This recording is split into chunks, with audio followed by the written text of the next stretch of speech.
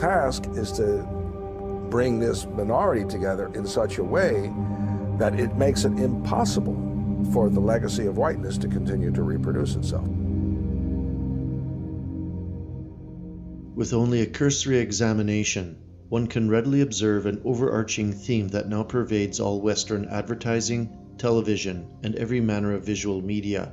A passing glance immediately reveals, in stark contrast to those all around him, the painfully obvious, almost effete, new white male.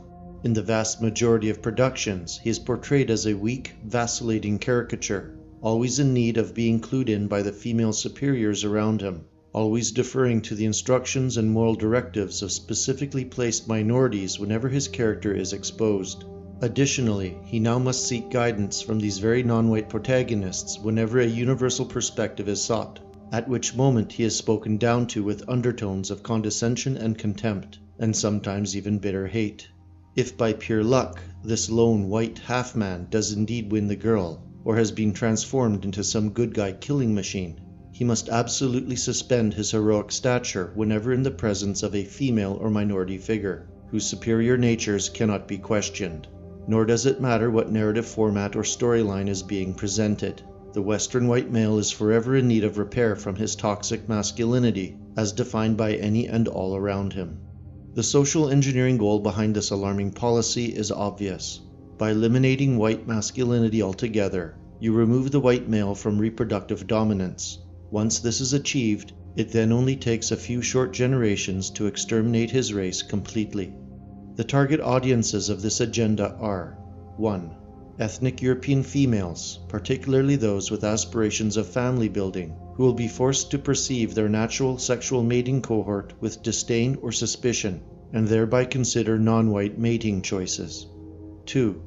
Non-white ethnic enclaves, specifically those with high in-group awareness, that are waiting to assert their cultural dominance once social barriers have been sufficiently weakened. And 3. Ethnic European males themselves, whose morale and defensive instincts will slowly be worn down, eventually succumbing to this persistent form of soft psychological warfare. The power of visual media to collectively steer entire populations is well documented. It is no wonder that by the end of the First World War, certain groups began fighting for control of this culture-making vehicle. Over a century of subtly perfecting techniques, the visual cultural matrix and its component industrial complex has had a virtual chokehold on the redevelopment of Western civilization, and the sponsors of its new narratives have nothing but a sheer, all-encompassing hatred of the white male, his natural disposition, his historical achievements, intellectual acumen, and in particular, his masculinity, which has been the glue that held Western culture together for millennia. This quasi-military campaign being waged against white male populations will not end. It has been designed from the outset with a singular goal. Its cultural Marxist and neoliberal generals, camped in their production studios, special committees, and boardrooms, simply no longer have any connection to the cultures and peoples from which they descended, being either alien to European ethnies or so deracinated and global in their outlook that their open treason now no longer matters to them.